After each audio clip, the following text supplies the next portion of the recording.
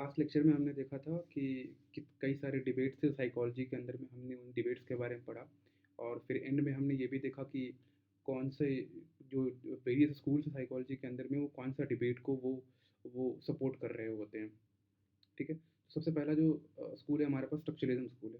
देखिए ढेर सारे स्कूल है साइकोलॉजी के अंदर में, स्ट्रक्चरलिज्म है, फंक्शनलिज्म है, साइको एनालिसिस है, बिहेवियरिस्टिक है, जेस्टॉल्ट है, कॉग्निटिव स्कूल है, ढेर सारी हैं। इसमें से कई सारी स्कूल्स जो हैं, जो आज रिडंडेंट हो गई हैं, उनके बारे में इतना ज़्यादा बात नहीं करी जाती। जैसे कि स्ट्रक्चरलिज़्म स्कूल हो गई या फिर फंक्शनलिज़्म स्कूल हो गई, इनके बारे में इतना ज़्यादा बात अब नहीं किया जाता है। कई सारे स्कूल्स ऐसे हैं जो कि मॉडिफाइड फॉर्म में एग्ज़िस्ट करते हैं, जैसे कि जो साइको एनालिसिस स्कूल जो फ्रॉइड ने दिया था, वो आज जो बहुत सारी जो थ्योरीज़ हम लोग पढ़ते हैं, चाहे एडलर की पढ़ रहे हो, चाहे एरिक्सन एरिक्सन की पढ़ रहे हो, वो एक तरीके से उनकी फंडामेंटल साइको एनालिसिस ही है। लेकिन एक तरीके से मॉडिफाइड फॉर्म में एग्जिस्ट करती हैं। जिस टॉड स्कूल की बात करें तो वो स्पेसिफिक एरिया ऑफ परसेप्शन में बहुत ज़्यादा कंट्रीब्यूशन है उनका, लेकिन बाकी एरियाज़ में उतना ज़्यादा उनका काम नहीं है। फिर अगर आप और भी स्कूल्स की बात करें तो किस तरीके से किसी और स्कूल्स के साथ मर्ज होकर एग्जिस्ट करते हैं, जैसे कि बिहेवियरिस्टिक स्कूल जो है वो कॉग्निटिव स्कूल के साथ मर्ज होकर एग्जिस्ट करता है आज। तो सबसे पहले हम लोग स्टार्ट करते हैं स्ट्रक्चरलिज्म स्कूल के बारे में। तो स्ट्रक्चरलिज्म के बारे में हमने जब हम लोग डेफिनेशन ऑफ साइकोलॉजी पढ़ रहे थे तो उसमें हमने बात करा था कि कैसे साइकोलॉजी की जो डेफिनेशन थी from soul to consciousness and mind में शिफ्ट कराया था स्ट्रक्चरलिस्ट ने। जब हमने डिबेट्स पढ़ा था वेरियस डिबेट्स इन साइकोलॉजी में, तो उसमें ये हमने देखा था कि कैसे जो स्ट्रक्चरलिज्म स्कूल है वो मॉलिकुलर अप्रोच, रिडक्शनिस्ट अप्रोच को लेते हैं। तो कुछ पॉइंट्स तो हमारे पास ऑलरेडी एग्जिस्ट करता है। जैसे कि स्ट्रक्चरलिज्म का एक पॉइंट तो हमारे पास ऑलरेडी एग्जिस्ट करता है कि 1879 में विल्हेम वुंट ने लीप्जिग जर्मनी में उन्होंने एक लैब खोला था, तो वहाँ से साइकोलॉजी की एक सेपरेट साइंटिफिक डिसिप्लिन की तरफ शुरुआत हो गई थी। तो एक तो ये रहा, उन्हीं के स्टूडेंट टिश्नर थे जिन्होंने मेजर कंट्रीब्यूशन दिया है for the foundation and popularising the structuralism school. ठीक है, तो कुछ पॉइंट्स तो हमारे पास ऑलरेडी क्लियर होगा। 1879 वाला पॉइंट हमारे पास ऑलरेडी हमने पढ़ चुके थे, ये सेम चीज़ है। फिर एटॉमिस्टिक और रिडक्शनिस्ट अप्रोच वो भी क्लियर हो गया हमारे पास, वो भी है कि स्ट्रक्चरलिस्ट स्कूल से रिलेटेड है। लेकिन सवाल ये आता है कि स्ट्रक्चरलिज्म स्कूल जो है वो रिडक्शनिस्ट अप्रोच क्यों लेते हैं, ये भी तो सवाल पूछा जा सकता है ना। या फिर बिहेवियरिस्टिक स्कूल जो है वो क्यों रिडक्शनिस्ट अप्रोच या फिर मॉलिकुलर अप्रोच लेती है। बात इतनी है ना कि जो स्ट्रक्चरलिज्म स्कूल है या फिर जो बिहेवियरिस्टिक स्कूल है, ये दोनों साइकोलॉजी को काफ़ी ज़्यादा एक साइंटिफिक डिसिप्लिन की तरफ लेके जाना चाहते हैं। और जब भी आप किसी चीज़ को साइंटिफिक डिसिप्लिन या फिर साइंटिफिक स्टडी बनाना चाहते हैं, और उस चीज़ में आप जो भी स्टडी करना चाहते हो, उसके लिए आपको जो भी आपका मेन स्टडी का पॉइंट है, उसको आपको बेसिक एलिमेंट्स में तोड़ना ही पड़ेगा। यानी कि आपको अल्टीमेटली रिडक्शनिस्ट अप्रोच या फिर मॉलिकुलर अप्रोच लेना ही पड़ेगा। इसलिए दोनों ही, स्ट्रक्चरलिज्म स्कूल ने भी और बिहेवियरिस्टिक स्कूल ने ही, दोनों ने ही मॉलिकुलर अप्रोच या फिर रिडक्शनिस्ट अप्रोच लिया, क्योंकि अल्टीमेटली उनका एम ये था कि वो साइकोलॉजी को साइंटिफिक स्टडी में डेवलप कराएं। ठीक है, हमने बोला कि मेन जो इस स्कूल को पॉपुलराइज कराने का काम करा था वो थे टिचनर। तो उन्होंने ऐसा क्या कर दिया भाई कि उनको इतना बड़ा बोला जाता है स्ट्रक्चरलिस्ट स्कूल के अंदर में। देखिए, जिस तरीके से केमिस्ट्री वालों ने अपने लिए एक पीरियोडिक टेबल बना दिया कि जितने भी एलिमेंट्स एग्जिस्ट करते हैं, जितने भी फंडामेंटल एलिमेंट्स हैं, जितने भी मटेरियल्स एग्जिस्ट करते हैं, अगर आप उनको तोड़ते जाओगे तो फंडामेंटल एलिमेंट तक पहुँचे जाएंगे। और उन्हीं फंडामेंटल एलिमेंट्स को केमिस्ट्री वालों ने क्लासीफाई करा इन द पीरियोडिक टेबल। यहाँ से इंस्पायर होकर टिचनर साहब ने कहा कि जो हमारा जो मेन स्टडी है स्ट्रक्चरलिज्म स्कूल के अंदर में, दैट इज़ कॉन्शियसनेस, उस कॉन्शियसनेस का हम लोग बेसिक फंडामेंटल एलिमेंट निकालेंगे। पहला चीज़ यही उन्होंने बोला कि हम बेसिक फंडामेंटल एलिमेंट निकालेंगे कॉन्शियसनेस का। दूसरा ये कि ये जो एलिमेंट्स हैं, जो भी हम लोग एलिमेंट्स निकालेंगे कॉन्शियसनेस का, वो एलिमेंट्स आपस में इंटरैक्ट कैसे करते हैं, वो पॉइंट है। तीसरा पॉइंट ये है कि जो हमारा मेंटल कॉन्शियसनेस है, जो कि मेंटल फिनोमिनन है, वो हमारी फिजियोलॉजी से या फिर जो फिजिकल इवेंट्स है उससे कैसे रिलेट करती हैं। ये तीन मेन सवाल है जो कि स्ट्रक्चरलिज्म जो स्कूल है वो देने की कोशिश करेगी, या फिर इन्हीं तीन चीज़ों के इर्द गिर्द इनका जो पूरा का पूरा स्कूल है या फिर इनका जो पूरा का पूरा आइडिया है वो घूमता है। तो सबसे पहले हम लोग बात करते हैं कि क्या बेसिक एलिमेंट्स। तो सबसे पहला चीज़ इनका क्या था कि इनको कॉन्शियसनेस के बेसिक फंडामेंटल एलिमेंट्स निकालने हैं। तो कैसे निकालेंगे, तो इस चीज़ के लिए उन्होंने इंट्रोस्पेक्शन मेथड को लेकर आए। ऐसा नहीं है कि इंट्रोस्पेक्शन मेथड इन्हीं का दिया हुआ है, इससे पहले भी इंट्रोस्पेक्शन मेथड एग्जिस्ट करता था। बट जो इससे पहले इंट्रोस्पेक्शन मेथड एग्जिस्ट करता था वो जब साइकोलॉजी फिलॉसफी का हिस्सा हुआ करता था तब वो इंट्रोस्पेक्शन मेथड एग्जिस्ट करता था, और वो जो इंट्रोस्पेक्शन मेथड था वो काफ़ी ज़्यादा सब्जेक्टिव थी, इतना ज़्यादा ऑब्जेक्टिव नहीं था। लेकिन जो टिचनर की इंट्रोस्पेक्शन मेथड है वो थोड़ा सा ऑब्जेक्टिव नेचर पे चला आता है, ऑल्दो उतना ऑब्जेक्टिव नेचर के आने के बावजूद उसमें सब्जेक्टिविटी रहेगी, उसके बारे में लोग बाद में बात करेंगे। लेकिन इस इंट्रोस्पेक्शन मेथड में होता क्या था कि आपको एक पेन दे दिया जाएगा। सपोज कीजिए कि आपके सामने टिचनर बैठे हैं, टिचनर साहब आपको बोलेंगे कि आप एक पेन लीजिए, आप बिना इस पेन का नाम लिए हुए, without using the name of the object, आपको इस ऑब्जेक्ट को जब आप देख रहे हो करंटली, तो आपके दिमाग में क्या चल रहा है वो सब हमें बताओ, वो सब आपको रिपोर्ट करनी थी। और बेस्ड अपन कि आप क्या रिपोर्ट कर रहे हैं, उसके हिसाब से वेरियस सब्जेक्ट्स का डेटा कलेक्ट करेंगे, और जो कॉमन एलिमेंट्स निकलेंगे कि ये सब जो कुछ कुछ चीज़ें जो हर सब्जेक्ट ने रिपोर्ट करा है कि उन्होंने ये एक्सपीरियंस करा है, उसके बेसिस पे इन्होंने तीन बेसिक फंडामेंटल एलिमेंट्स को आइडेंटिफाई करा। एक था इमेजेस, दूसरा अफेक्शन और तीसरा सेंसेशन। उन्होंने बोला कि images are the basic element of idea, affection is the basic element of emotion and sensation is the basic element of perception. इन तीनों को याद करने का तरीका IAS, images, affection and sensation. तो इन्होंने इंट्रोस्पेक्शन मेथड का इस्तेमाल करा और कॉन्शियसनेस का तीन बेसिक एलिमेंट को ये लोग लेकर आ गए। फिर दूसरा इनका प्रॉब्लम ये था कि ये जो बेसिक एलिमेंट्स हैं, चाहे इमेजेस हो, चाहे अफेक्शन हो, चाहे सेंसेशन हो, वो आपस में रिलेट कैसे कर रही हैं। तो उनके लिए उन्होंने दिया एक लॉ ऑफ कंटिग्यूटी। ऐसा नहीं है कि लॉ ऑफ कंटिग्यूटी इन्होंने ही दिया है, इससे पहले भी लॉ ऑफ कंटिग्यूटी थी, लेकिन ये आपस में इंटरैक्ट कैसे करते हैं इसको एक्सप्लेन करने के लिए टिचनर साहब ने यहाँ पे लॉ ऑफ कंटिग्यूटी को पॉपुलराइज करा। लॉ ऑफ कंटिग्यूटी क्या कहती है कि the thought of one thing will lead to thought of other things which are related to the first thing।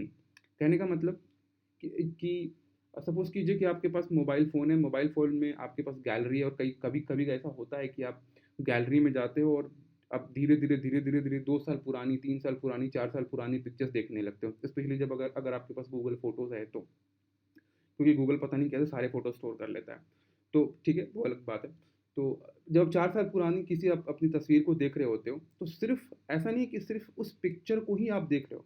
जैसे ही आप उस पिक्चर को देखते हो, उस पिक्चर से रिलेटेड कब ली गई थी, किसने ली थी, उस पिक्चर का कॉन्टेक्स्ट क्या था, उस समय आप क्या कर रहे थे, उस समय आप कहाँ थे, क्या कहानियाँ रिलेटेड है उससे, उस पिक्चर को लेते वक्त क्या आपकी इमोशंस थी, ये हर वो चीज़ आपके दिमाग में उस समय आएगा।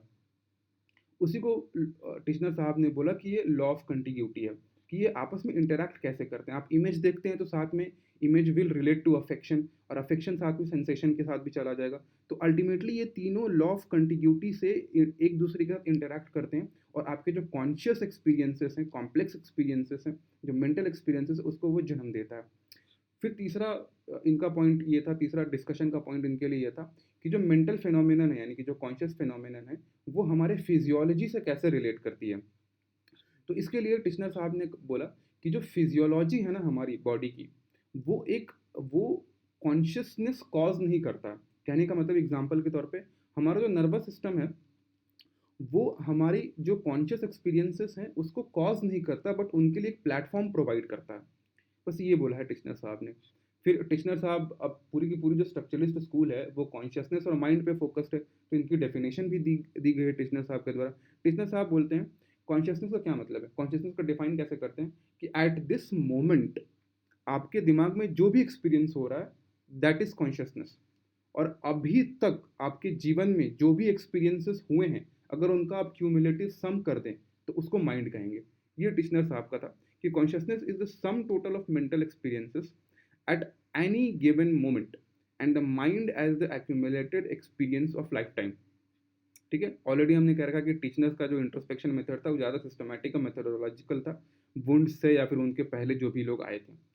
पर अब हम लोग देखेंगे कि क्या कंट्रीब्यूशन रहा है स्ट्रक्चरलिस्ट स्कूल का या फिर टिचनर का towards the development of psychology as a discipline.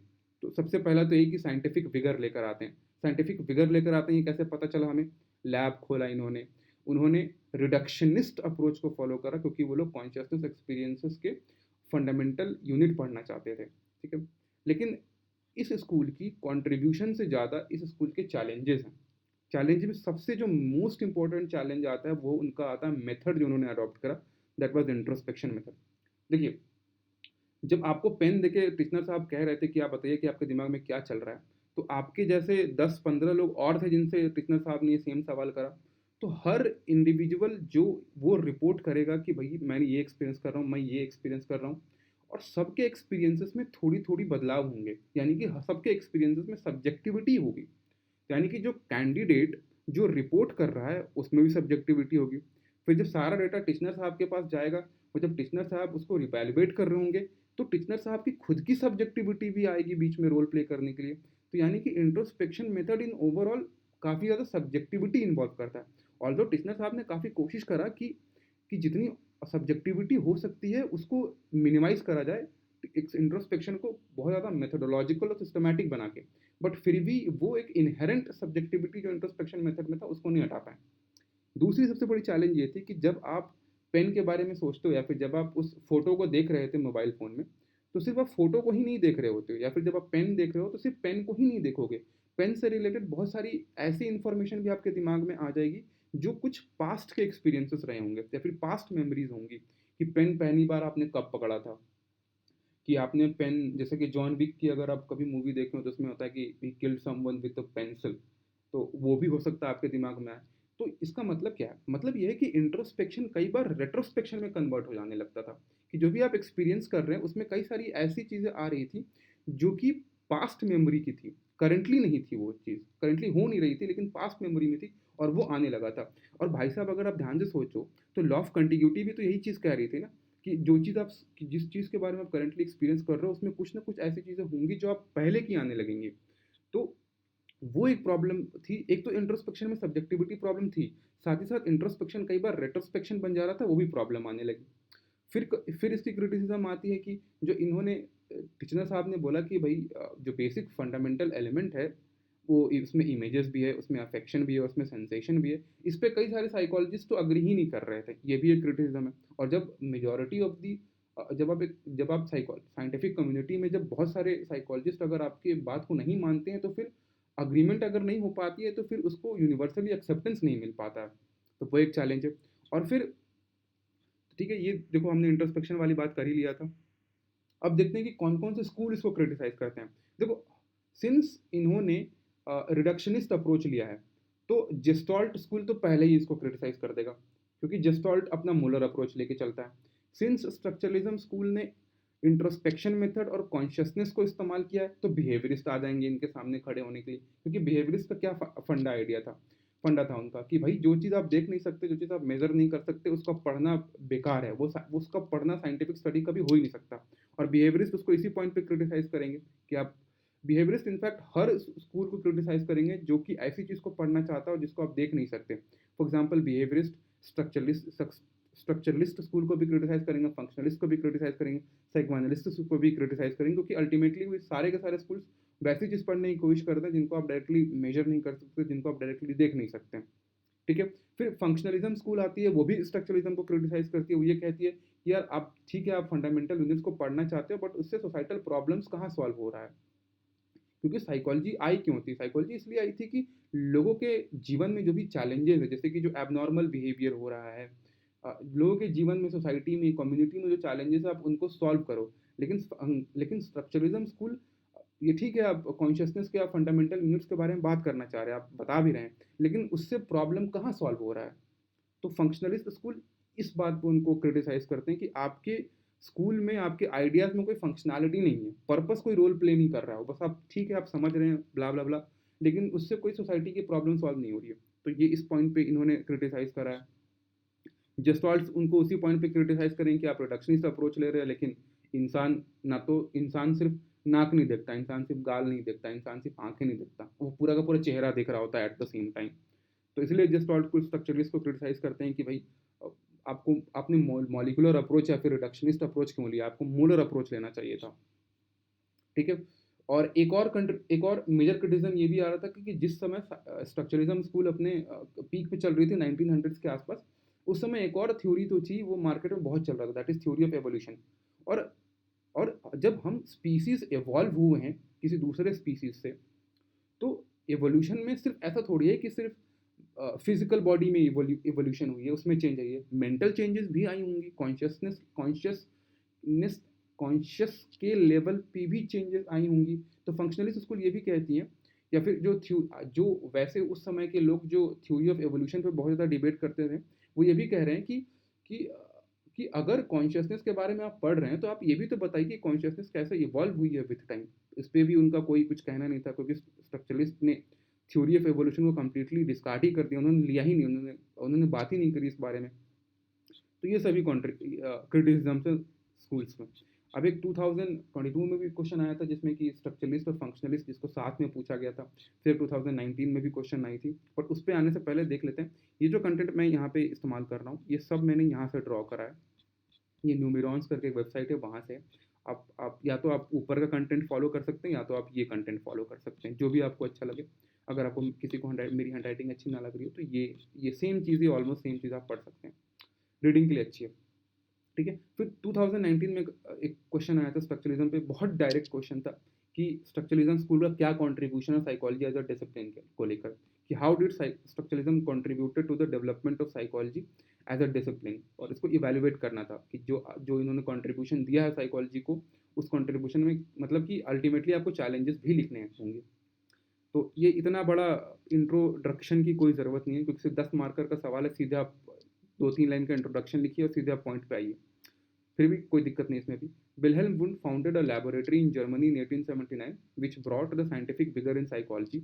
It was Titchener, Wundt's student, who founded formally the school of structuralism which marked the beginning of psychology as a scientific discipline. ठीक है।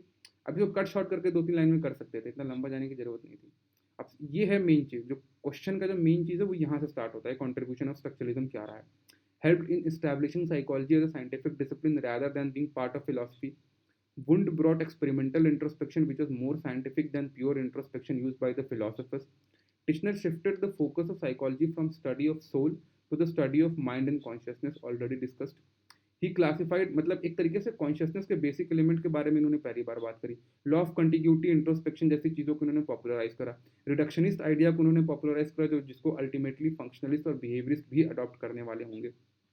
लेकिन इनके limitations भी हैं, जो कि इनकी जो ये जो इवैल्यूएट वर्ड डाल रखा है, इसमें आपको चैलेंजेस भी डालने पड़ेंगे। तो चैलेंजेस या फिर लिमिटेशन क्या रहेगा कि जो रियल प्रॉब्लम्स थी सोसाइटी की, जो पर्सनालिटी रिलेटेड प्रॉब्लम्स थी, अब नॉर्मल बिहेवियर थी, इनके बारे में बात ही नहीं करते आप आपका जो इंट्रोस्पेक्शन मेथड है वो ना ही सब्जेक्टिव है, बट रेट्रोस्पेक्शन भी यहाँ पे लिखा होना चाहिए था, नहीं लिखा हुआ है, वो ये भी एक चैलेंज है। फिर आपने जो लॉ ऑफ एवोल्यूशन, जो उस समय की कॉन्शियसनेस अल्टीमेटली इवॉल्व तो हुई होगी ना, तो आप उसके बारे में बात ही नहीं कर रहे हो।